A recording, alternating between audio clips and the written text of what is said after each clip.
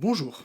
Vous avez toujours voulu être un hacker et pirater des serveurs, mais vous ne savez pas comment vous y prendre. Vous ne comprenez rien aux principes de machines virtuelles, de protocoles TCP/IP, SSH et autres FTP1. Et vous avez peur de vous faire choper par la police? Eh bien, j'ai LA solution pour vous. Salut à tous, c'est Deru et bienvenue pour un nouveau DeruTech un peu particulier puisqu'on va parler de jeux. Un jeu vidéo dans un DeruTech? Oui, mais un jeu qui parle de sécurité informatique et de hacking, sinon il n'y aurait pas vraiment eu d'intérêt d'en parler. Mais au-delà d'être un jeu de hacking, avec une bande-son magnifique, il arrive à mixer un peu de réalisme, ce qu'il faut pour que ça soit pas trop chiant, et commande, donnant une sensation de puissance en informatique. Le tout englobé dans une histoire prenante. Hacknet, sorti en 2015, développé par Team Fractal Alligator, sacré nom, édité par Surprise Attack Game et avec une musique composée par Carpenter Brut, ce qui explique pourquoi elle soit si géniale.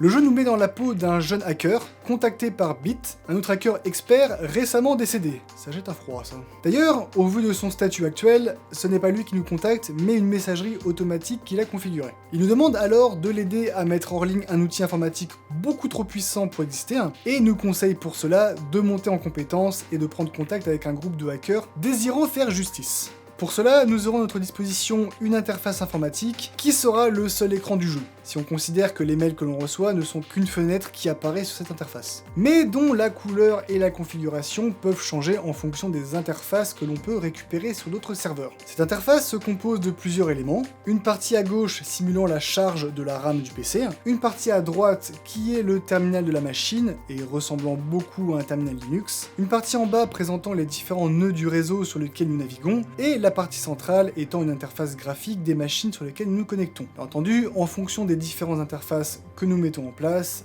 ces parties peuvent changer de place. Puis cette interface, nous pouvons soit utiliser uniquement des lignes de commande dans le terminal, pour un aspect plus réaliste, en tapant des commandes Linux réelles comme cd, ls, rm étoile et d'autres, et des commandes un peu moins réelles comme porthack, shell, forkbomb et d'autres pour utiliser les programmes éponymes, soit en utilisant la souris sur l'interface graphique et le clavier, ce dernier étant obligatoire pour lancer les programmes de hacking.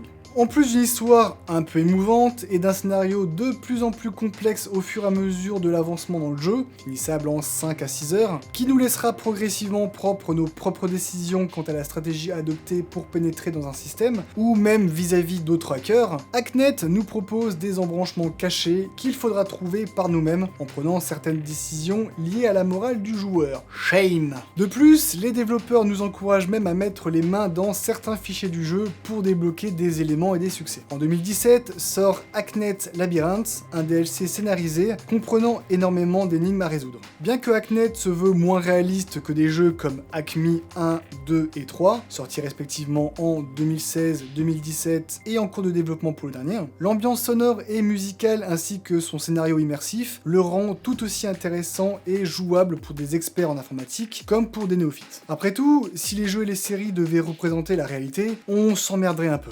J'espère que cette vidéo vous aura plu et que ça vous aura donné envie de jouer à Hacknet, surtout qu'il n'est pas cher et qu'il y a souvent des packs avec le DLC et les musiques à prix cassé. Si c'est le cas, n'hésitez pas à vous abonner et à laisser un pouce vers le haut ainsi qu'à partager la vidéo pour qu'elle soit vue par un maximum de personnes. Si vous avez des remarques ou des sujets de vidéos que vous souhaiteriez que j'aborde ou d'autres jeux de hack à proposer, n'hésitez pas à les mettre en commentaire. N'hésitez pas également, si vous le désirez, à rejoindre mon Discord. Sur ce, je vous souhaite une bonne nuit, bonne soirée, bonne journée.